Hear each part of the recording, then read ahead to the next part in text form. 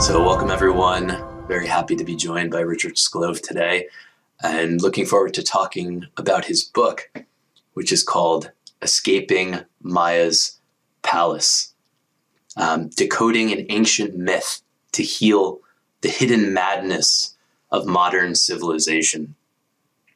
So much I want to ask you about this. I'd like to start here.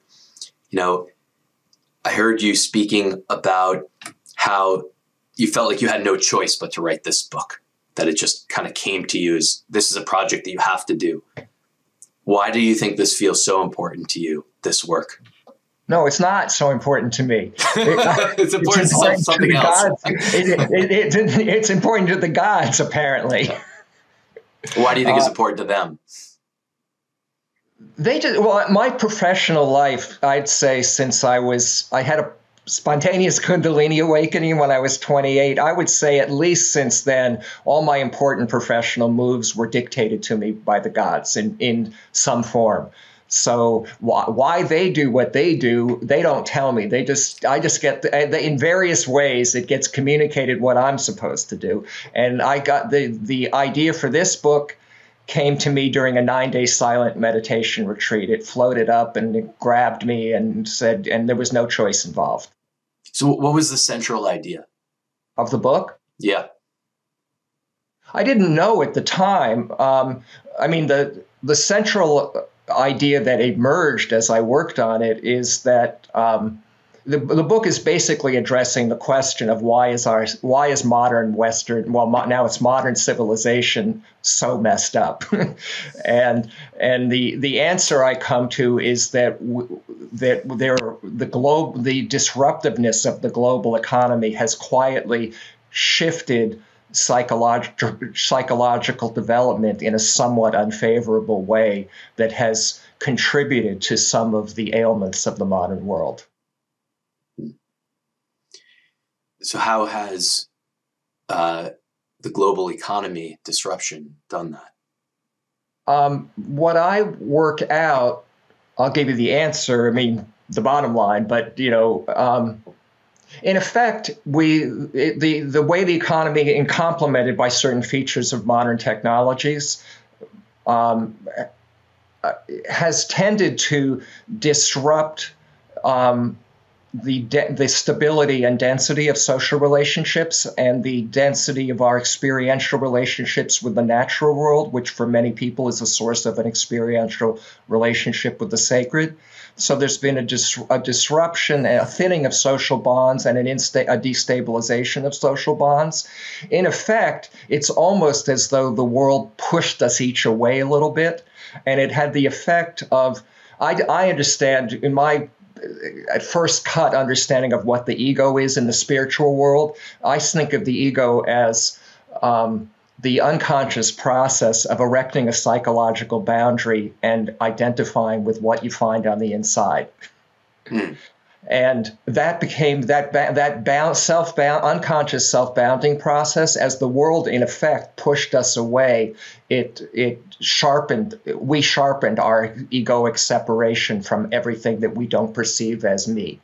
And that has a whole wide range of psychosocial effects as that plays out.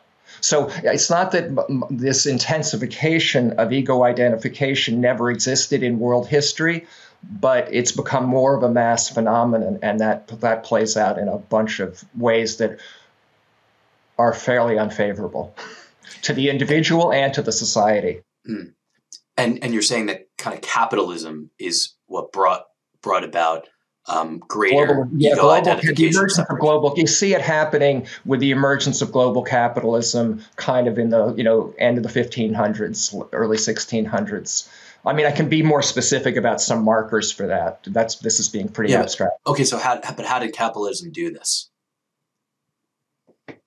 Well, where you see it, what I sort of say is one of my markers for getting into this is noticing something that historians, a simultaneity that historians have known about, but they don't have a psychological or psychospiritual lens for paying attention to it, which is that it turns out that the emergence of a consumer society, which begins in certain parts of the world, a lot in Northwest Europe, but parts of China too, but the emergence of consumer societies in which, for the first time, more or less in history, lots of people are very preoccupied with buying stuff and doing whatever they have to do to earn enough money to be able to do that. The emergence of a consumer society turns out to coincide with the emergence of widespread consumption of addictive substances.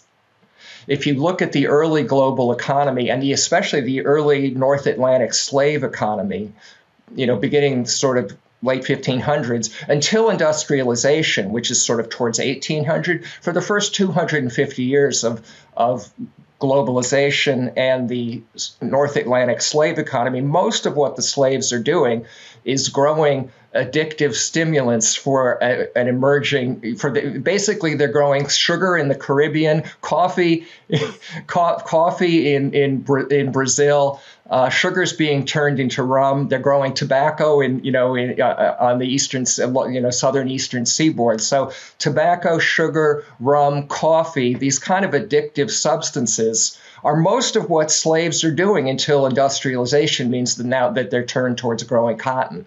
And so you have this conjunction of, suddenly the emergence of a consumer society, an important subset of that consumption, the driving motor behind really the emerging slave economy is for consuming things with addictive potential. And the thing we know, so historians know those two things happen, but don't make anything of it. They just think, okay, there's a subset. So there were some addictive substances. But the thing is, if you study up on modern addiction is understood as a developmental disorder. And when you see the emergence of two forms of intensive craving, on the one hand for consumer goods in general, on the other hand specifically for addictive substances, and the addictive substances are the expression of a developmental disorder, maybe that same developmental disorder has something to do with the emergence of consumer insatiability. And in both cases, I argue that underlying it is this intensification of ego identification, which expresses on the one hand in consumer insatiability, and on the other hand in a propensity towards addiction. But it means that if that's true, we can get, that has a lot of implications for how we have misunderstood what capitalism is about. So that's the developmental disorder, is the ego identification. Intensified. It's not that there wasn't ego identification, but a more intense form of it. It's partly as that boundary. This is using metaphors, for something that we don't even understand how you would more accurately describe it. But if you think about it as the boundary that defines my ego, as becoming more thick or impermeable or rigid, as people are experientially more cut off from the world, they experience an emptiness inside. And that expresses in an insatiable craving, which can become consumer craving, or it can become addiction. So in a way, would you say that, the antidote for that is connection?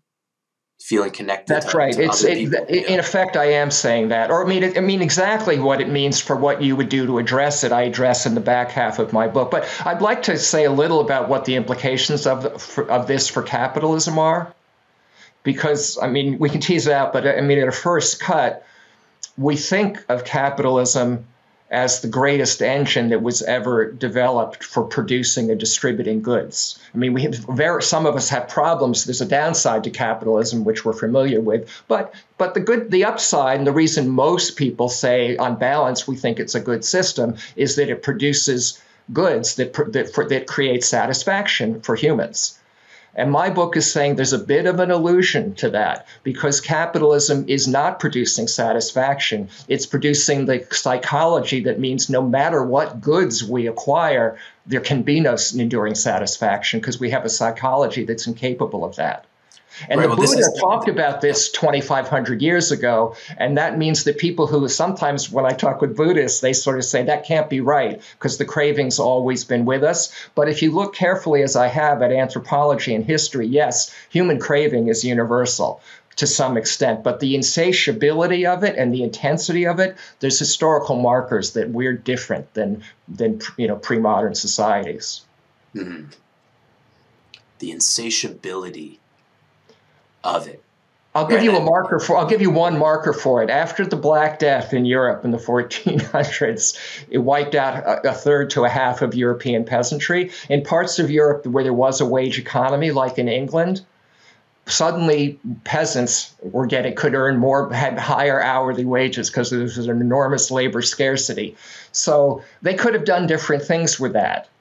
Some of them, a minority of peasants, took advantage of higher wages to become wealthy as they could. They built there was typically certain small landholders who were more advanced peasants. Some of them took advantage of higher wages to earn as much money as they could and build nice big houses and put lots of stuff in it. But a whole lot of peasants who had higher wages said thank you very much, and they worked fewer days and shorter hours. Hmm. So you're saying that in the modern times, probably the vast majority of people would choose to use that increase in revenue. You can see it when your boss wants you to work more, they offer you higher wages. But back in Europe, in that time, that wouldn't have worked for a lot of people, because if you offered higher wages, they had the opportunities to say, good, I'm cutting my 60-hour work week back to 34 hours. Yeah. So, what I think is that there's something else at play here. There's something else at play that's driving that decision.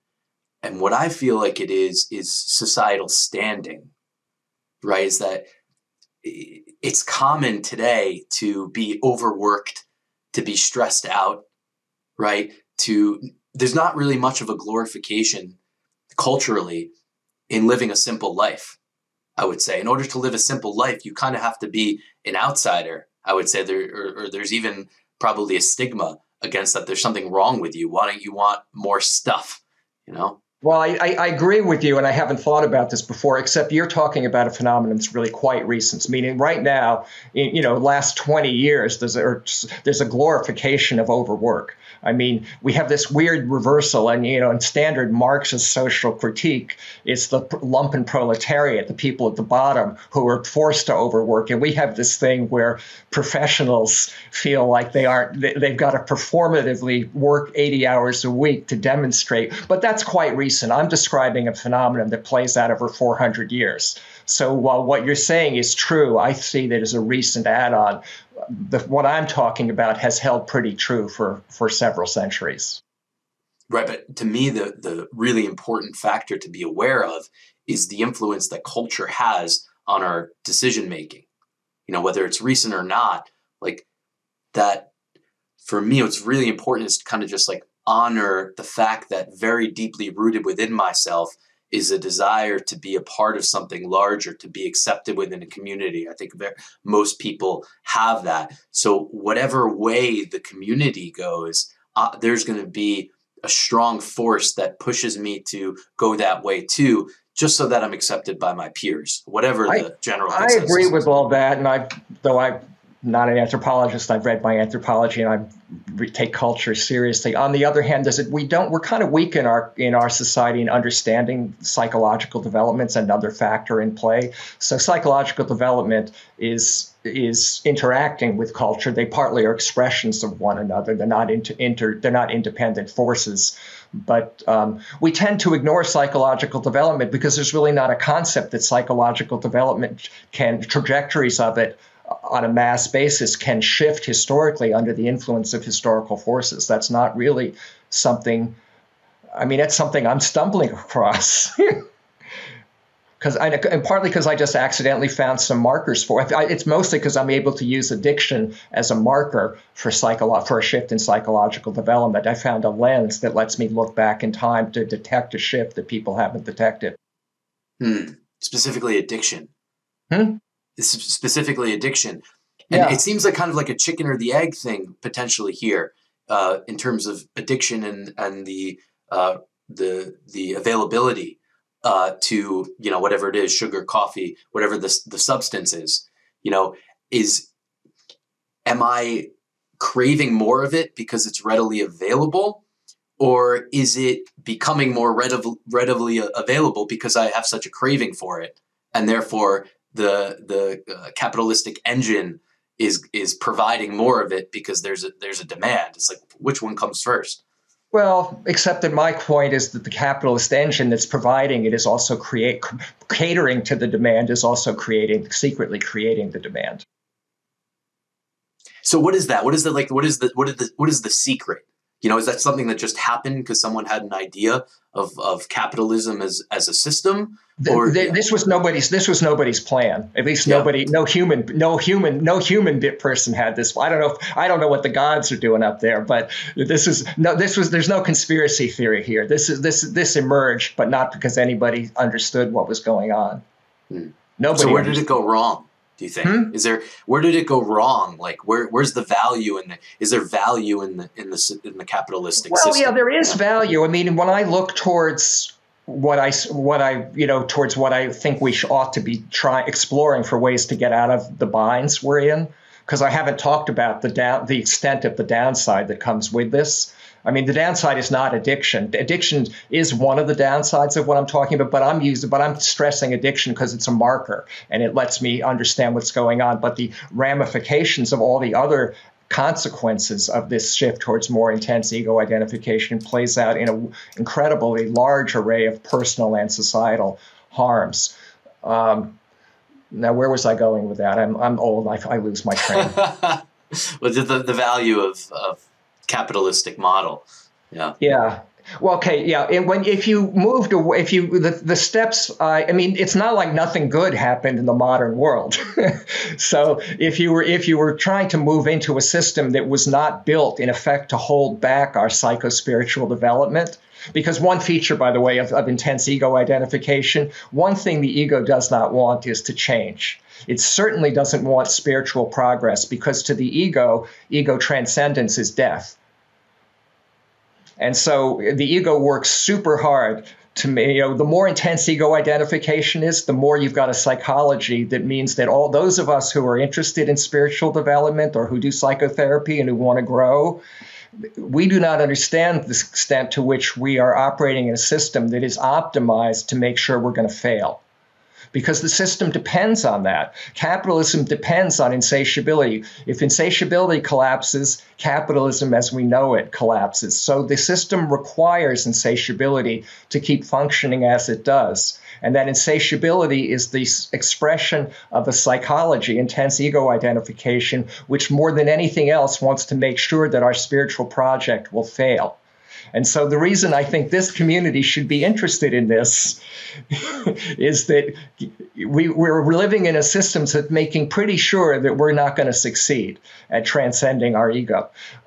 At the same time, I'm really excited that there's ways that things that, like I mentioned to you before we started, that, for those of us like me who are both politically progressive and spiritually inclined, and that's not a tiny group of people, it turns out that those are more intimately connected than we have understood in the lights of my model that I've got running. Because on the one hand, the bad news is we've got a system, a global political economic system that's optimized to make sure we're going to stay stuck in ego identification no matter how hard we might try to get beyond it. On the other hand, if you look at the kinds of things that we do, forget about our spiritual self and now think about our political progressive self. If you look at the things that political progressives do, not everything, but a decent amount of what we work on is addressing the disruptiveness of capitalism, and also it's complemented by hierarchies and injustice. Because when you have hierarchies and injustice, that tends to inflate the egos of those at the top of hierarchies, while making everybody else more subject to the adverse disruptiveness that they are disempowered from responding to. So a lot of progressive movements are working to reduce that disruptiveness because we care about social justice or peace or democracy or something like that.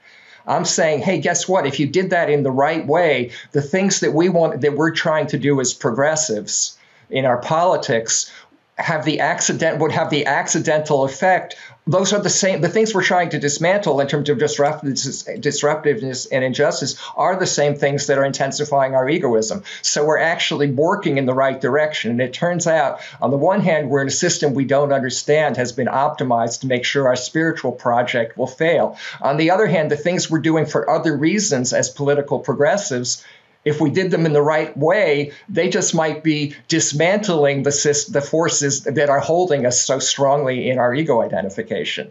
And so there's an opportunity to bring our spiritual and political progressive projects together in a way that just the fact that they suddenly are integrated in a new way, that alone leads to a sense of wholeness.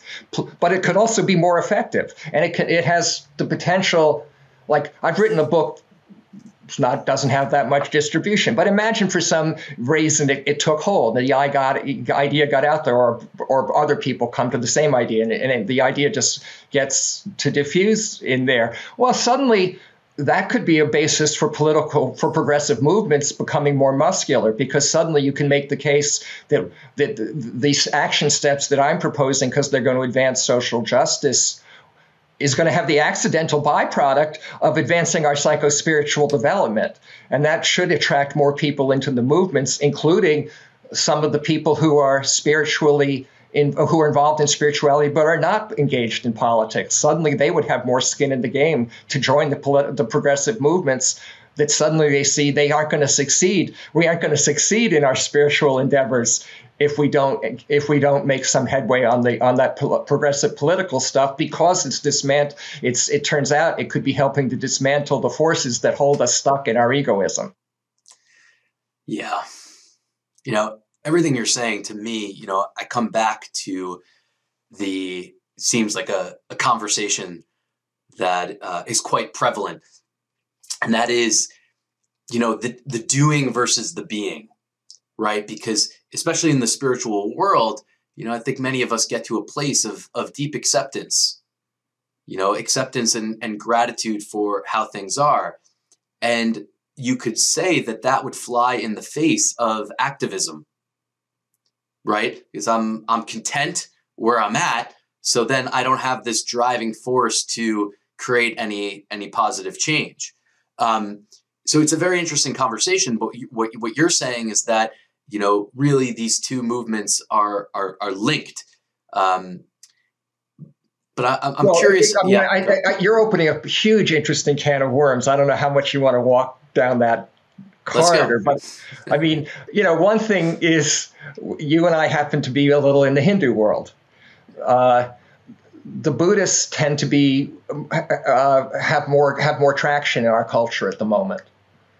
I think there's several reasons for that, but one of them is that the Buddhists are doing socially engaged spirituality more. I mean, integral yoga is different. There is a social engagement in integral yoga, but in general, if you look at the Hinduism in America, it starts with Vivekananda, who was socially engaged.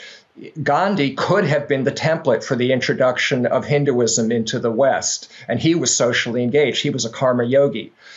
But it didn't happen. Hinduism, the Buddhists took up the mantle of social engagement, and the Hindus were more bhaktis. We're Oryanas. We study the texts, and we do our kirtan and our ecstatic practices. But most of the Hindu teachers in the West have not been socially engaged. But I really think you mentioned that the subtitle of my book is Decoding an Ancient Myth to Heal the Hidden Man. Well, the ancient myth. What's the ancient myth? Yeah. The ancient myth, we all know the Bhagavad Gita. The Bhagavad Gita, a lot of people don't know that Bhagavad Gita was never written as a self-standing document. It's a fragment of book 6 of an 18-book epic called the Mahabharata. The Mahabharata is the myth that I'm working with, which is some people sometimes described as the longest book ever written because it's 7 times the length of the Odyssey and the Iliad put together. But the way I decode it, it's an allegory of psycho-spiritual development, in which the metric they use for psycho-spiritual development is moral development. The heroes get to heaven at the end. They transcend the ego and then do a bunch of other stuff and finally get to enter heaven, which is a metaphor for enlightenment, not when they have achieved non-duality, although they do, but it's when they achieve perfection in moral intuition. And so this idea of quiescent, that, that it's about producing contentment. Well, in the Mahabharata, it is not about producing contentment. It's about producing perfection in your understanding and fulfillment of dharma. And so it's got the Mahabharata, in effect, has social engagement and ethics. It's at the core of spiritual development. And so if you've got spiritual development that is not leading to compassion and engagement, from the Mahabharata's point of view, you ain't got spiritual development. Yeah, I think so too. Because it doesn't matter if you can transcend your ego and bliss out in non-duality. To the Mahabharata, that ain't nothing. That's just not an accomplishment of consequence. Yeah, I think because I think in a way to really do that, it imbues a sense of fearlessness in life. If I'm really grateful for everything that I have, everything that I've experienced so far, I'm not afraid of what the future might hold because I'm totally full. Which to me, that person is the most powerful force. The person that has nothing to lose is the most powerful force that there is in terms of social action, right? Also, because in terms of social action, I mean, Patanjali's Yoga Sutras begin with ethics. You start with ethics. The spiritual path starts with with practicing ethics. Before you learn meditation, you learn ethics. And in theory, I don't know why it doesn't work out. In theory, if you transcended the ego, you ought to intrinsically you would think that would automatically lead to social engagement, because if I no longer experience myself as sharply separate from the world around me and others, the good of the other and myself, there's no difference between those. So you would think you would automatically go into compassionate action. It turns out that's not the case. It's quite possible to have a certain type of spiritual progress, but without ethical training and practice integrated into that, people don't automatically go into compassionate action. But frankly, spirituality doesn't interest me very much unless that's what it involves. When I first became personally interested in spirituality, it was partly to escape my suffering as a young person, at which I failed because I've suffered all my life anyway. But it was partly to escape suffering and partly because you hear about bliss and you think, wouldn't I like to be blissful? But actually, for me, I sort of have a bodhisattva impulse. It's not that I have bodhisattva capabilities. I'm neither enlightened or all that. But my impulse personally, I was born into this lifetime like I want to help heal this world. And so for me, that happens to kind of be natural, but it's actually not natural for a lot of people. And so really, I think spiritual practice should always include an ethical social engagement, because I think you want that cultivated in everybody. But in any case, according to this text, I'm so steeped in the Mahabharata, that is the essence of spiritual self-realization, is to become more compassionately self-engaged in the fulfillment of dharma, which is always not just for your own benefit. So you don't think that there's a correlation between doing the internal work yourself and taking the action? You just already you're the one who already made that argument for me. You sort of said that you're the one who sort of said, I'm feeling contentment, so why would I want to do anything? I've gotten more at peace with myself, and so I'm content, so the world seems good, so why would I want to do anything?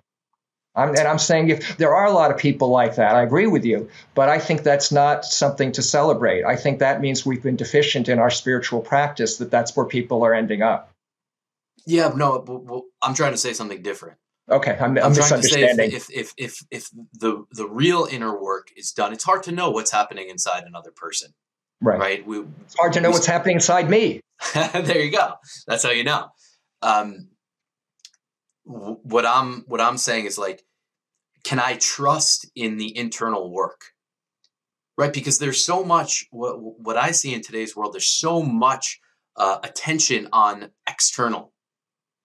It's so easy today to not look inside myself, right? And have strong opinions. And that's all the ego working there. If the world was like this, things are terrible, and all these inflated opinions with a lack of humility, and a running away from what's actually happening inside my own being.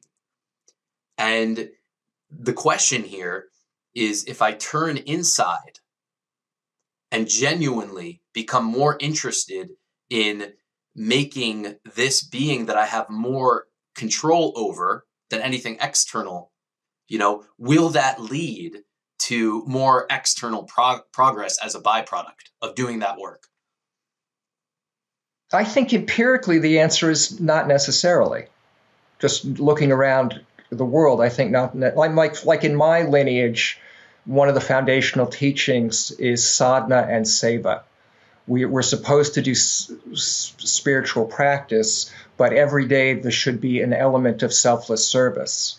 But that's seen as integral to the sadhana. They're not really two separate things, but a complete sadhana has to have an element of serving something other than oneself. And that's partly about cultivating this orientation towards helping others, but it's not, but you can't distinguish when you're doing that. It is helping yourself. That's advancing. So maybe your I think that's the myth. To me, Right. that's the myth, that it's even possible to be totally selfless, right? Swami Satchidananda has a quote that I love: "Who will be the happiest person? The one who brings happiness to others."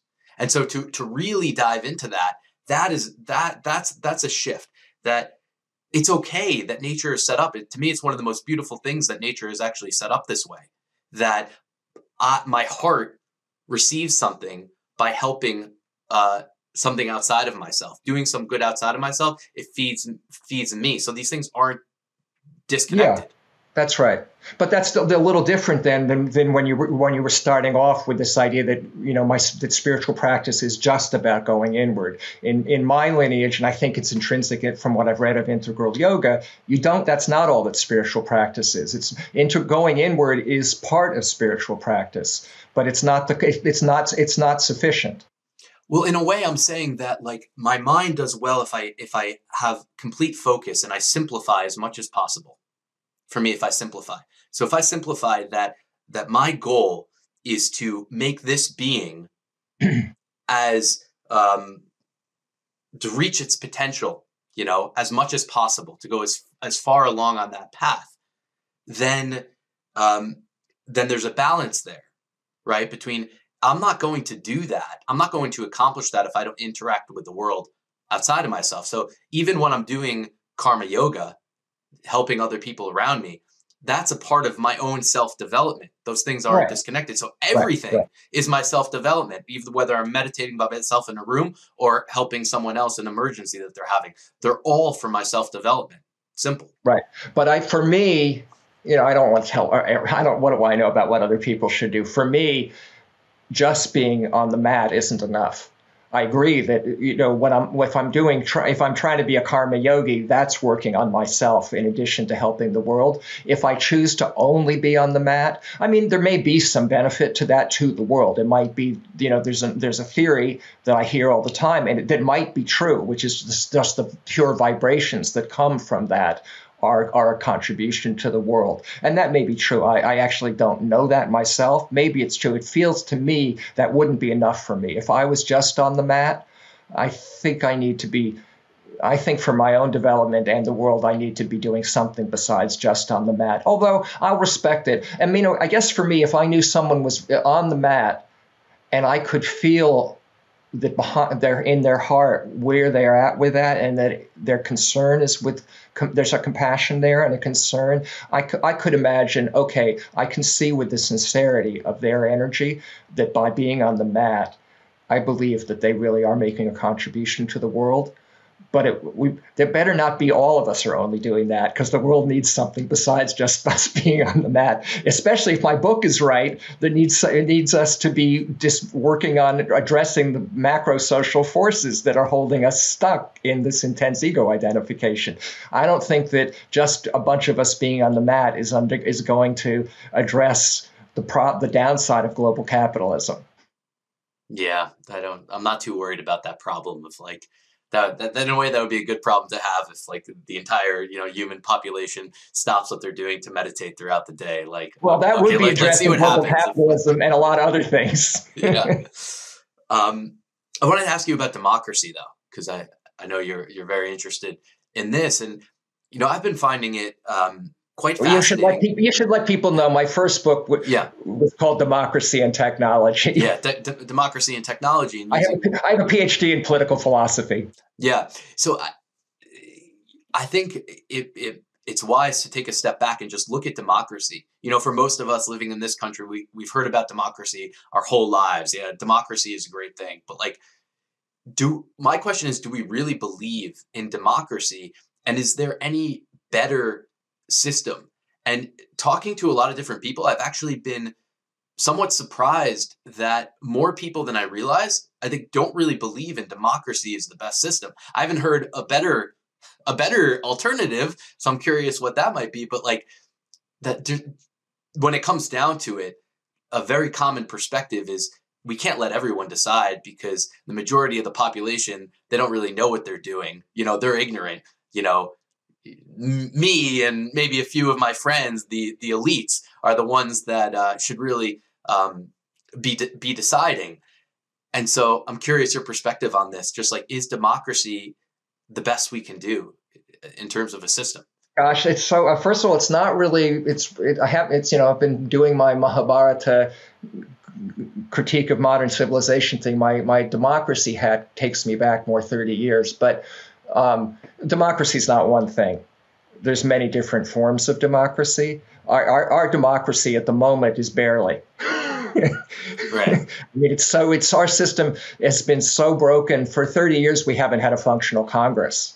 Yeah, but I'm not even talking about political. That's a different thing. You're right. Like I wouldn't even call that a democracy. I'm just talking about like fresh eyes. Like, let's just look at the idea of everyone having an equal say in what happens. That is a concept. Part of it, my understanding of a more effective democracy, when I was involved as a democratic theorist and activist, it was always oriented towards more egalitarian and participatory modes of democracy, which always has an educative dimension to it. It doesn't take people just as they are and throw them into a voting booth. It's a matter of social processes and structures that cultivate our capacity for citizenship and mature judgment. I was involved in various kinds of experiments with egalitarian deliberative democracy nationally and internationally. And I write in my book somewhere in chapter 16, I have a little riff on some forms of democratic practice that I think are quite that have a strong intrinsic spiritual dimension. There's forms of egalitarian deliberation in which unenlightened people are put in a process that tends to produce a relatively enlightened judgment. And so there are forms of democratic practice, and I discuss one in the book in chapter 16 that I think that have an intrinsic spiritual. You don't have to believe anything about spirituality, but they function, and these are real institutions that are practiced at small scale all over the place. So there are aspects of democratic practice that I think show promise. And they're not the ones that dominate or the forms of democracy that we have that dominate do not have those characteristics. I mean, right now, our system is incredibly damaged. I want to go back to the ego structure and how it develops, because from my experience, the child doesn't have it, right? And so it's formed at some point. And then, many of us become very interested in detangling. So this concept, indoctrination into this system of being very identified with my separate self, I experienced that for a while. And then as a result of maybe the pain and suffering, many of us say, okay, I need something different, and then find something. But what I'm curious is if you have any insights in how this structure is developed. How are we convincing the child to take this on, essentially? No, I'm not the right person for that. And that's because to write this book, I had to teach myself some developmental psychology, but primarily I've been working with adult developmental psychology. The Mahabharata is not a book, for instance, is not a text that's strong on child development. It's really a text on adult psycho-spiritual development. So the question you're asking about the initial formation of the ego, is an interesting question to me, but I'm not going to pretend to have any great expertise to contribute to that. You don't have an opinion on it? Well, I mean, I'm a parent and now I'm a grandparent. So, and I'm watching, my first grandchild's 5 and I'm looking at him and sort of watching, do I see an ego here yet? And at 5 months, probably not. Meaning, I don't think he's distinguishing between self and other in that way yet. But anyway, I don't know that I have anything. I don't feel like I have anything of genius to say about how about child. A healthy ego? Have you thought much about this, like the concept of that the ego is here, so it does have a role to play, and there is such a thing as a healthy ego? If so, what is that? Well, again, I'm steeped in a particular text. In the Mahabharata, the structure as I decode it, and it's an interpretation of the Mahabharata, but the structure I see is that it's a 5,000-page text, which is basically, the first half of it is basically a struggle between the ego and soul for supremacy. And the soul, it turns out, in a sense, the ego is the bad guy in the story, but not really. The soul, in the first half of their life journey of the protagonists, it's through contesting with the ego that the soul is formed and matures. And so eventually has to take on the ego and destroy it, but couldn't get there without the ego. And in fact, it really freaks the soul out when the character who represents the soul, when he finally makes it to heaven at the end of the 5,000 pages, the character who represents the ego is already sitting in heaven waiting for him. And it freaks him out and pisses the shit out of him. But the ego is sitting up there in heaven because it fulfilled its dharma of allowing the soul to succeed in its journey. Wow. But it's irrelevant whether it's a healthy ego or not. It's just the ego's task is to contribute to the development of the soul. But a very fascinating part about the Mahabharata, it's 18 volumes, and I interpret those as an allegory of 18 stages in psycho-spiritual development. The interesting thing is, in our daily lives, the way you and I, in our spiritual world, we tend to bandy about, and we ourselves probably bandy about, ego transcendence. When you have ego transcendence, if you somehow did that, you'd be enlightened. And the Mahabharata is extremely explicit from its point of view. No way, Jose, because the dramatic centerpiece of the Mahabharata is a war. 4 big volumes of the 18 volumes of the epic in the middle are the war. The war is the decisive existential struggle between the soul and the ego. At the end of book 9, the soul succeeds in extinguishing the ego. But there's 9 more books. Even after the ego is vanquished, that's not enlightenment. You're only halfway there. And I find that actually enormously helpful to me in a variety of ways. One is, like a lot of us, I'm prone to ego inflation. And one of the times you get ego inflation all the time is every time you think, oh, am I on the edge of enlightenment? Am I about to transcend the ego? And that instantly, if you think that ego transcendence means enlightenment, it turns out that ego transcendence then automatically leads to ego inflation, because you transcend the ego, and that immediately makes you go into the inflation of thinking you're enlightened. And the Mahabharata is really helpful to me because it sort of tells me, even if you got to the stage of extinguishing your ego, you aren't enlightened. You got more work to do. The other part that's really interesting, I'll tell you that in a sec, but the other part that's interesting about this is, if the ideas that we're going for in the spiritual world is enlightenment, well, empirically, guess what? Almost nobody gets there. And in the modern world, if anybody gets there, almost nobody stays there. It's extremely elusive as a goal. But the Mahabharata opens up this middle terrain. It's sort of said, well, there's a lot of psycho-spiritual progress to be made that actually is quite accessible, whereas the chance that any of us are going to be enlightened, as spiritual teachers, spiritual teachers always are offering enlightenment, but very few of them, if any, are enlightened, and none of their students pretty much ever are going to be, including me. So it's like, if you think you're aiming for enlightenment, well, if you have to look at that with a cold empirical eye, your odds are extremely low. But the Mahabharata opens up this valuable middle terrain that is not so inaccessible, which has merit and value in itself, even if you never make it through enlightenment. And I don't expect that's going to happen to me, because empirically the odds are real Yeah, but low. what are we even talking about? What is enlightenment? I mean, because you said it's like distinguishing the ego, but then that is not even it. Yeah, So what are we talking about? Well, I can tell you my favorite story from the Mahabharata if you want to hear it. I mean, you asked one question, we digress. When I say in the Mahabharata, at the end of book 9, the ego's gone. But there's 9 more books. In the first 9 books, the protagonists, which are 5 brothers and a joint wife, the protagonists are working towards transcending the ego. In the remaining 9 books, they are at one level working towards transcending dualism. But really, through the 18 books, what they're working towards is perfection in discerning and fulfilling moral duty, dharma. What they're really working towards is perfection in dharma. And they tell this, I can tell this little cute little story from the end if you want to hear it. Sure. So so the book 9 of this 18-book epic, the 5 brothers have killed the ego in a terrible war. And all through the book, Krishna is Lord Krishna, an avatar, is sort of in the background helping them out along the way. And a lot of us know the Bhagavad Gita, which again is from book 6 of the Mahabharata. And in book 6, Krishna's there helping Arjuna, get ready for the war with the ego.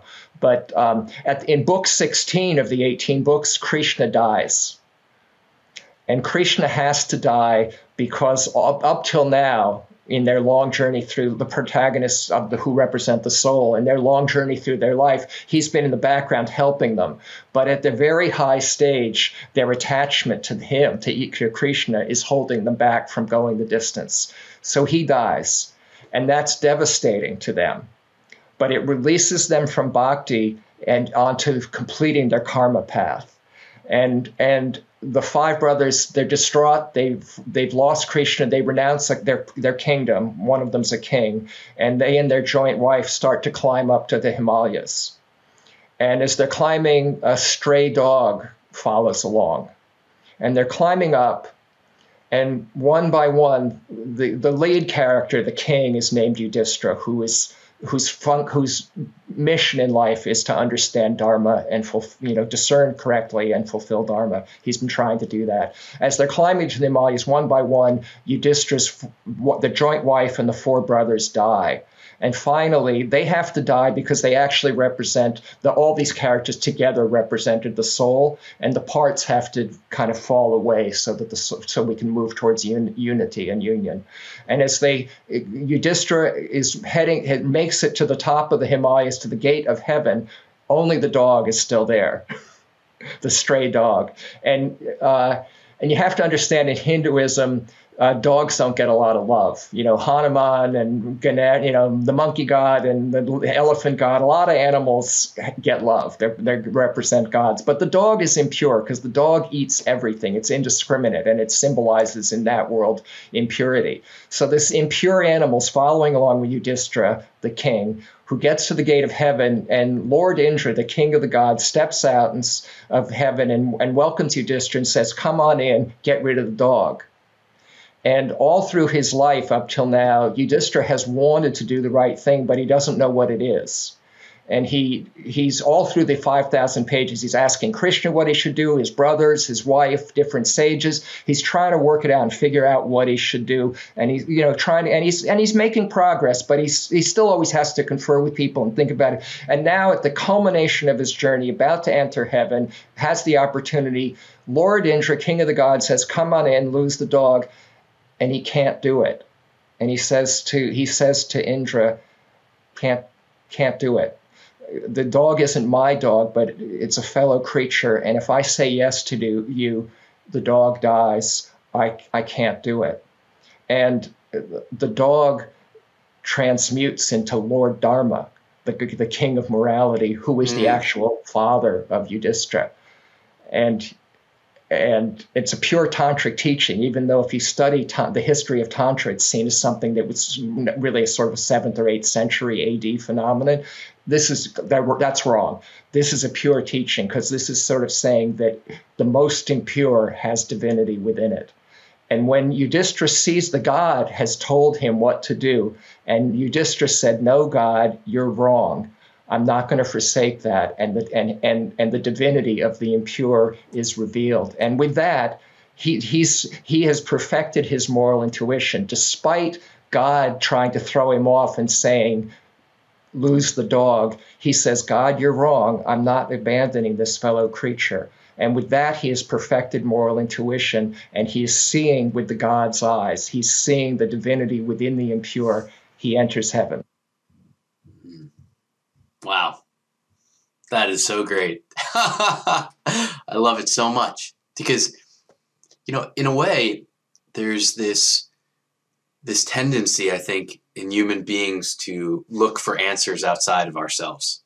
And so that message there is to really trust within myself what is right. Like even this God is telling me, lose the dog, but that doesn't feel right inside of me. So what am I going to listen to? I'm going to listen to the external But God he's outside. not asking you. You and I might be asking that about with the ethics of a certain consumer purchase or something. He's addressing this in the context of he's worked his whole life to get to heaven, and now he's got the chance for this thing, and he's willing to sacrifice the most important goal of his life for dharma, and go against the word of God to fulfill what he sees as dharma at that moment. So he's doing it in this existential context of the opportunity to fulfill his life ambition to enter heaven. He's willing to sacrifice it to do the right thing. What's there too is, I think, the power of the present moment, right? Because there's a little bit of a conflict there of all this time of striving towards a certain goal and then being about to get there versus what feels right in the present moment. Richard, amazing to speak with you. I love this work that you're doing, and it's been total pleasure to dive into some of this stuff with you. What's the best way for people to follow up, learn about your book, learn more about you? Well, if I have it down there, does it show on the screen? I've got It does. Escaping Maya's Palace. If people are watching the video, but they might also be listening. I have the book is called Escaping Maya's Palace. It's available online in the usual places, and I have a website, escapingmayaspalace.com.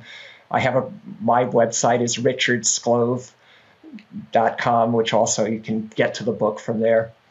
All right, Richard, one last question for you. Are you having fun? This is fun. Talking with you is fun. Enjoying it too. Thanks so much. It's a pleasure. Thank you. Thanks for listening. If you've enjoyed this content and think others might as well, please feel free to share and subscribe.